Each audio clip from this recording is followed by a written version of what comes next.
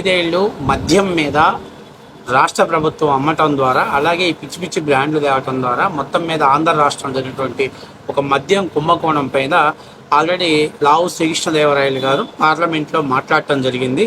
ఆ తర్వాత దాని మీద అప్పటి ప్రస్తుత హోంశాఖ మంత్రిగా ఉన్నటువంటి అమిత్ షా గారికి ఆయన మళ్ళీ పర్సనల్గా పిలిపించుకొని ఆయన ఆ కేసు పూర్తి వివరాలు పరంపర అన్నీ కూడా తెలుసుకోవడం, దానికి తగ్గ ఆధారాలన్నీ కూడా హోంశాఖ దగ్గర ఇవ్వటం జరిగింది. సో తర్వాత రాష్ట్ర ప్రభుత్వం దాని మీద పూర్తి స్థాయిలో విచారణ కోసం ఒక సిట్ దర్యాప్తుని ఏర్పాటు చేసింది. ఆ సిట్ దర్యాప్తు విచారణ అనంతరం కొంతమంది వ్యక్తులకి నోటీసులు జారీ చేసింది. అందులో అప్పట్లో ప్రభుత్వ ఐటీ సలహాదారుడుగా ఉన్నటువంటి కసిరెడ్డి రాజశేఖర్ రెడ్డిని విచారణకు రావాల్సిందిగా సిట్ నోటీసులు జారీ చేసింది. ఈ నోటీసుల పైన ఆయన హుటాహుటిన హైకోర్టుకు వెళ్ళడం జరిగింది. నేను అడుగుతున్నా, అసలు నేను ప్రభుత్వానికి కొంచెం జగన్మోహన్ రెడ్డికి సిగ్గు సరం ఏం లేదా? కనీసం ఆలోచన లేదా? ఐటీ శాఖ మంత్రి, ఐటీకి సలహాదారుడుగా ఉన్నవాడికి లిక్కర్కి సంబంధం ఏంటి? అసలు లిక్కర్లో మీ కీలక పాత్ర ఎలా పోషించాడు? ఐటీ ఏంటి, లిక్కర్ ఏంటి? దానికి ఏమన్నా అవినావ సంబంధం ఉందా? సరే, ఏదో సత్యాలే కానీ మొత్తం మీద ఐటీలో ప్రభుత్వ సలహాదారుడుగా ఉన్నటువంటి కసిరెడ్డి రాజశేఖర్ రెడ్డి విచారణకు రావాలని చెప్పేసి సిట్ దర్యాప్తుకి సహకరించాలని చెప్పేసి నోటీసులు ఇచ్చింది. సో దీన్ని సవాల్ చేస్తూ ఆయన తరపున ఆయన లాయర్ అయినటువంటి నాగేశ్వరరావు గారు హైకోర్టులో ఒక వాద్యం దాఖలు చేశారు. ఆ వాద్యాన్ని హైకోర్టు తిరస్కరించింది. ఏమని చెప్పింది తెలుసా? నోరు మూసుకొని పోయి విచారణకు హాజరై పూర్తి స్థాయిలో విచారణకు నువ్వు సహకరించాలి అని చెప్పడం జరిగింది. ఎందుకు చెప్పిందంటే, దాదాపుగా 60,000 కోట్లకు పైగా అవినీతి. ఇదేం చిన్నా చితక కాదు. ఆంధ్రప్రదేశ్ ప్రజలను చిన్నాభిన్నం చేసి వాళ్ళ జీవితాలని నాశనం చేసి ప్రభుత్వమే మద్యం అమ్ముతుందని పిచ్చి పిచ్చి బ్రాండ్లను తీసుకొచ్చి ప్రజల జీవితాలతోటి, ప్రజల ప్రాణాలతోటి చెలగాటమాడి జే ట్యాక్సులతోటి కోట్ల రూపాయలని కొల్లగొట్టినది పెద్ద స్కామ్ ఇది. సో దీని మీద హైకోర్టు కూడా మేము ఎటువంటి జోక్యం చేసుకోలేము, మీరు పూర్తి స్థాయిలో విచారణకు హాజరవ్వండి అని చెప్పేసి ఆ హైకోర్టు చెప్పడం జరిగింది. తర్వాత ఇంకొక క్వశ్చన్ లేవనెత్తాడు ఆయన. విచారణ సమయంలో సిట్ తీసుకున్నటువంటి చర్యలకు ఎటువంటి చర్యలు తీసుకోకుండా మీరు నిలువరించాలి అని చెప్పేసి అన్నాడు. అంటే సపోజ్ ఇప్పుడు మీకు చెప్పాలి, ఆయన పూర్తి స్థాయిలో దర్యాప్తు చేస్తా కూర్చుంటాడు, దర్యాప్తుకి సహకరించాడు, ఆయన ఏదేదో సమాధానం చెప్తాడు. ఈ మధ్య వైఎస్ఆర్సీపీ నాయకులంతా ఒకటే పదం నేర్చుకున్నారు, తెలియదు, గుర్తు లేదు, మర్చిపోయాను, ఈ సెంటెన్స్ని వాడటం మొదలుపెట్టేశారు. కాబట్టి అందుకని ఖచ్చితంగా అతన్ని కస్టడీలో తీసుకుందనుకోండి సిట్టు.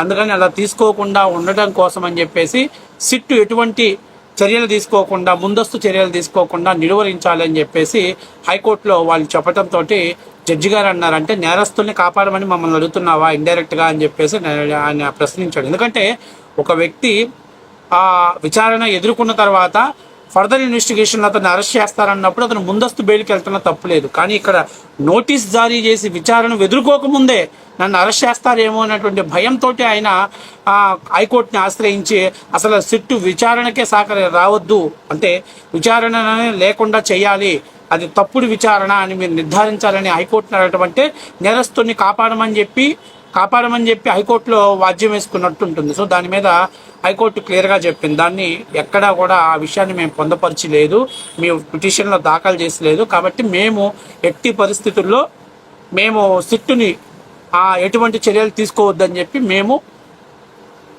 ఆదేశించము అని చెప్పారు. ఇంకొకటి ఏంటంటే, ఇంకొక మాట చెప్పారు, వీడియో కాన్ఫరెన్స్ ద్వారా అంటే లైవ్ రికార్డెడ్ వీడియో ద్వారా మాత్రమే విచారణ చేయాలి అని చెప్పారు. దీనికి సిట్టు నిరాకరించింది. ఎందుకంటే సిట్టు నిరాకరించతో పాటు హైకోర్టు కూడా సిట్టు నిరాకరణని అభ్యర్థులని ఓకే చేసింది. ఎందుకంటే ఇక్కడ కీలకమైనటువంటి సాక్ష్యాధారాలను రాబట్టే టైంలో అవసరమైతే వాళ్ళకు ఉన్నటువంటి పవర్స్ని వాళ్ళు ఉపయోగిస్తారు. మేబీ మ్యాన్ హ్యాండ్లింగ్ లాంటిది అనుకోవాలి, థర్డ్ డిగ్రీ లాంటిది అనుకోవాలి. సో నీకు లైవ్ రికార్డ్ చేయకూడదని నువ్వెట్లా చెప్తావు? ఇంకా ఈ కేసు ఇన్వెస్టిగేషన్ అంతా ముందుకు వెళ్ళలేదు, పూర్తి స్థాయిలో ముందుకు తీసుకెళ్ళాలి. ఇప్పుడు కేవలం ఆరోపణల మీద మాత్రమే ఆయన మీద ఇన్వెస్టిగేషన్ చేస్తున్నారు. కాబట్టి ఆయన ఇన్వెస్టిగేషన్ చేసేటప్పుడు ఆయన పూర్తిగా కేసు ఫైల్ అవ్వకముందే ఆ ఇన్వెస్టిగేషన్ని లైవ్ రికార్డ్ ద్వారా బయటికి పంపిస్తే రాను రోజుల్లో చాలా ఇబ్బందికరమైన పరిస్థితులు ఏర్పడతాయి. నేరస్తులు సర్దుకునే సమయం ఉంటుంది. లేకపోతే అవసరమైతే ఎవరైతే ఈ ఆరోపణ లేకుండా ఈ కసిరెడ్డి రాజశేఖర్ రెడ్డిని కూడా వివేకాంత్ రెడ్డి దగ్గర పంపించే ఛాన్సెస్ ఉంటాయి. కాబట్టి లైవ్ రికార్డెడ్కి హైకోర్టు నిరాకరించింది.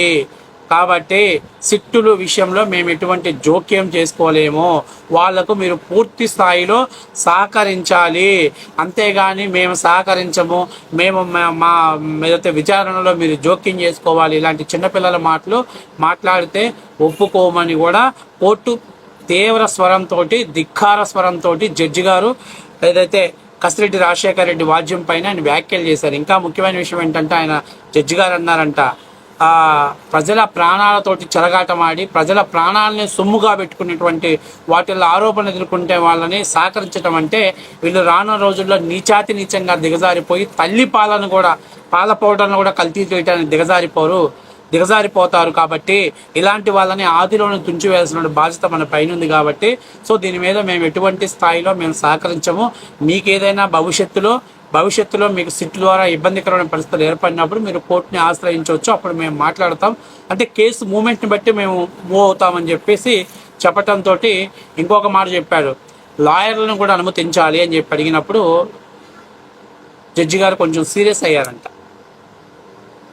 ఏమని అంటే ఏంటి అసలు మీరు నాకు అర్థం కావట్లేదు, అసలు విచారణ ఎదుర్కోకుండానే మీరు జడ్జిగా లాయర్లను అనుమతించాలి, లైవ్ వీడియో రికార్డు చేయాలి అంటే ఏంటి అసలు అంటే సిట్టు మీద మీకు నమ్మకం లేదా, లేకపోతే న్యాయ వ్యవస్థ మీద మీకు నమ్మకం లేదా, లేకపోతే స్వయం ప్రతిపత్తి కలిగినటువంటి పోలీసు వ్యవస్థ మీద మీకు నమ్మకం లేదా, లేకపోతే ప్రభుత్వం మీద మీకు నమ్మకం లేదా, లేకపోతే మీద మీకే నమ్మకం లేదా, ఏ స్థాయిలో మీరు ప్రతి దాంట్లో లాయర్లని పక్కనే విచారణ చేయాలని అడుగుతున్నారు అని చెప్పేసి ఒక తీవ్రమైనటువంటి స్వరంతో హైకోర్టు జడ్జి గారు ఏదైతే ఆయన లాయర్ గారిని ప్రశ్నించడంతో పాటు ఇవన్నీ కూడా మీరు మీ పిటిషన్స్లో మీరు పొందపరిచినట్టయితే మీ పిటిషన్ని నేను అప్పుడే రిజెక్ట్ చేసి పడేసేవాడిని అని చెప్పేసి జడ్జి గారు క్లియర్గా చెప్పడంతో మనోడు తెల్లగుట్లు తేలేసి ఇంకొక ముఖ్యమైన పాయింట్ అడిగాడంట. మనోడు ఏమన్నా తెలుసా, సిట్టు దర్యాప్తే ఏదైతే కసిరెడ్డి రాజశేఖర రెడ్డి ఇంట్లోనే జరగాలి అని చెప్పి అడిగాడంట. సో దానిపైన జడ్జి గారు ఇంట్లో జరిగితే పర్వాలేదా, ఆయన భార్య పిల్లలందరూ పక్కన పెట్టేసుకొని ఇన్స్టాగ్రామ్స్లో కానీ సోషల్ మీడియా మాధ్యమాలలో కానీ పెట్టి ఆయన సిట్టు దర్యాప్తు చేయాలో చెప్పండి అని చెప్పేసి, అంటే మీకు ఎలా మీరు చెప్పిన ఈ డైరెక్షన్లోనే మేము విచారణ చేయాలనడం ఎంతవరకు కరెక్టు అని చెప్పి చెప్పడంతో పాటు ఆయన 60 ఏళ్ళు పైబడినటువంటి ముసలివాడేం కాదు, ఆరోగ్యం సహకరించినటువంటి వ్యక్తి ఏం కాదు, లేకపోతే కిడ్నీలో లివర్లో హాస్పిటల్కే మంచానికే పరిమితమైనటువంటి వ్యక్తి కాదు, అతను చాలా ఆరోగ్యవంతంగా ఉన్నాడు. కాబట్టి ఆయన సిట్టు ఆఫీస్కి వెళ్ళి అక్కడే దర్యాప్తులో ఆయన భాగస్వాములు అవ్వాలి, ఇందులో మేము ఎటువంటి జోక్యం చేసుకోము, దయచేసి ఈ జోక్యంలో చెయ్యమని చెప్పి కానీ మీరు పదే విజ్ఞప్తి చేయకూడదని చెప్పేసి ఏదైతే వీళ్ళు దాఖలు చేసినటువంటి వాద్యాన్ని హైకోర్టు కొట్టివేసింది. ఇప్పుడు కసిరెడ్డి రాజశేఖర రెడ్డి కానీ విచారణకు ఎదుర్కోవాలి, సిట్టు దర్యాప్తు ఎక్కడికి రమ్మంటే అక్కడికి మూసుకొని వెళ్ళి దర్యాప్తుకి హాజరవ్వాలి. నేను ఈరోజు వైఎస్ఆర్సీపీ జగన్మోహన్ రెడ్డిని మాట్లాడుతున్నా, మన మీడియా ముందు మాట్లాడుతూ కాస్తో కూస్తో ప్రభుత్వానికి ఆదాయం వస్తే అది అక్కశల్యమ్మలకు పంచుతున్నానని చెప్పిన నువ్వు ఇట్లాంటి లంగాగాల చేత ఇట్లాంటి కల్తీ బ్రాండ్లను తీసుకొచ్చి మార్కెట్లో కంటగట్టేసి కల్తీ బ్రాండ్లతోటి ప్రజల ప్రాణాలతో చెలగాటమాడి కోట్ల రూపాయల డబ్బులు నువ్వు కొట్టేసి ఆ పనింత చంద్రబాబు నాయుడు మీద వేస్తున్నావా? నీ బతుకంతా కోర్టులకి, జైళ్ళకి, న్యాయస్థానాల్లో జడ్జిల మీదకి, వ్యవస్థల మీద పోరాటమే సరిపోయింది. కానీ ఏ రోజైనా జగన్మోహన్ రెడ్డి ఇదిగో గుడ్, ఇందు కేసులో మంచోడు అని చెప్పి ఏ కోర్టు అయినా నీకు సర్టిఫై చేయగలుగుతుందా? ఎంత నీచమైనటువంటి స్థాయిలో దిగజారిపోయాడు జగన్మోహన్ రెడ్డి. అసలు దరిద్రం ఏంటంటే ఈయన పెట్టుకుంది ఐటీ సలహాదారుడు గంట. ఈ ఐటీ సలహాదారుడు పెట్టిన ఈ లుచ్చాగాన్ని తీసుకుపోయి లెక్కర్ దాంట్లోకి ఏం సంబంధం? అసలు దానికి ఏమైనా సంబంధం ఉందా? బోడుగుండికి మోకాలికి జుట్టు ముడేసినట్టు కాకపోతే అవి ఇప్పటికీ కూడా చాలా దరిద్రమైనటువంటి పరిస్థితి ఏంటంటే జగన్మోహన్ రెడ్డి ఇప్పుడు కూడా మీడియా ముందుకు వచ్చేసి చంద్రబాబు నాయుడు గారు లిక్కర్ స్కామ్లు చేస్తున్నారు, ఇసుక స్కామ్ చేస్తున్నాడు, ప్రభుత్వానికి రావాల్సినటువంటి ఆదాయాన్ని గండికొట్టాడు అంటాడు. కానీ ఈరోజు విచారణకు రారా నా మగడా, విచారణ ఎదుర్కోరా బాబు నోటీస్ ఇస్తే హైకోర్టుకి వెళ్ళి నా ఇంట్లో పెట్టాలి, నా బెడ్రూమ్లో పెట్టాలి, లేకపోతే నా లాయర్లు ఉండాలి, నా పక్కన వీడియో రికార్డ్ చేయాలి, దాన్ని ఫేస్బుక్లో లైవ్లో పెట్టాలి. అయితే నాకు అర్థం కావట్లేదు, అంటే మీరు న్యాయ వ్యవస్థల మీద కానీ, సిట్టు మీద కానీ, స్వయం ప్రతిపత్తి కలిగినటువంటి పోలీసు వ్యవస్థల మీద కానీ మీకు నమ్మకం లేదు. అందుకని మీరు గత 5 ఏళ్ళు ఈ వ్యవస్థని మీ ఇష్టాసారంగా వాడుకున్నారు. ఈరోజు వాళ్ళు కూడా అలా వాడుకుంటారు అనే భయంతో మీరు హైకోర్టుకి వెళ్తున్నారు. మీరు తప్పు చేశారనేది 100% నిజం. తప్పు చేయకపోతే మీరు విచారణ ఎదుర్కోవడానికి వచ్చినటువంటి ఇబ్బంది ఏంటి? అక్రమ అరెస్ట్ చేస్తే విచారణలో నిజాలు బయటకు వస్తాయి. వాళ్ళు పెట్టినటువంటి దర్యాప్తు రిపోర్టు బయట పెట్టినప్పుడు దాని మీద మీకు ఏదైనా తేడా ఉంటే ప్రభుత్వాన్ని కానీ లేకపోతే సంబంధిత సిట్ అధికారులు కానీ ప్రశ్నించడంలో తప్పు లేదు. కానీ అసలు విచారణే వద్దు, దాని మీద ముందుకెళ్లకుండా కోర్టు స్టే ఇవ్వాలని చెప్పేసి వెళ్ళటం అంటే ఎంత పిచ్చితనంగా ఉందో, ఎంత పూలిష్టతనంగా ఉందో. కనీసం మీరు వ్యవస్థలు ఇవన్నీ సోషల్ మీడియాలోకి లేకపోతే ప్రింట్ ఎలక్ట్రానిక్ మీడియాలోకి వెళ్తే ప్రజలు థూ అని మన మొహం మీద వస్తారనేటువంటి ఇంగిత జ్ఞానం కూడా లేదు. నేనంటాను, నేను ఎటువంటి అవినీతి చేయలేదు. వైఎస్ఆర్సీపీ రామరాజ్యం పరిపాలన చేసింది. నేను బటన్లను నొక్కే పనిలో ఉంటే జనాలు డబ్బులు తీసుకునే పనిలో ఉన్నారని చెప్తావు. కానీ ఈ స్కీములేందో, ఈ స్కాములేందో, ఈ ఆస్తులేందో, కనీసం తండ్రి అధికారాన్ని అడ్డం పెట్టుకొని వేల కోట్ల రూపాయలు సంపాదించిన జగన్మోహన్ రెడ్డిని మళ్ళీ రెండోసారి ముఖ్యమంత్రిని చేసి, అంటే 16 నెలలు జైల్లో ఉన్నటువంటి ఒక దొంగని ముఖ్యమంత్రి చేయటం అనేది రాష్ట్ర ప్రజలు చేసుకున్నటువంటి దౌర్భాగ్యం. దాని తాలూకా ఆనవాళ్ళే ఇప్పుడు మనం అనుభవిస్తున్నాం. ఈ కసిరెడ్డి కానీ లేకపోతే ఆ వాసుదేవరెడ్డి కానీ వీళ్ళందరూ కూడా కుమ్మక్కయ్యి రాష్ట్రంలో పిచ్చి బ్రాండ్లు తీసుకొచ్చి తాగే వాళ్ళ జీవితాలను నాశనం చేసి, వాళ్ళ బతుకులు చిన్నాభిన్నం చేసి, వాళ్ళని సర్వనాశనం చేసి రోడ్డును పడేశారు. మీకు ఒక చిన్న ఉదాహరణ చెప్తా. నా మిత్రుడు ఒకడు ఉన్నాడు.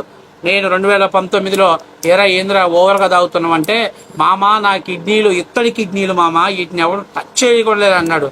కరెక్ట్గా జగన్మోహన్ రెడ్డి జే బ్రాండ్ 1 year తాగిన తర్వాత మనిషి సన్నగా అయిపోయి అసలు నడవలేడానికి ఇబ్బందిగా పడుతున్నాడు. ఏందిరా సంగతి, ఏందిరా బాబు అని అంటే, మా ఓడి ఏ బ్రాండ్ చేశాడో తెలియదు కానీ మామ ఇత్తడి కిడ్నీలు కూడా కరిగిపోయాయి మామ అంటే, ఆ స్థాయిలో ఆ పిల్లాడికి లివర్ డ్యామేజ్లు, కిడ్నీ డ్యామేజ్ అయ్యి పాపం చనిపోయాడు.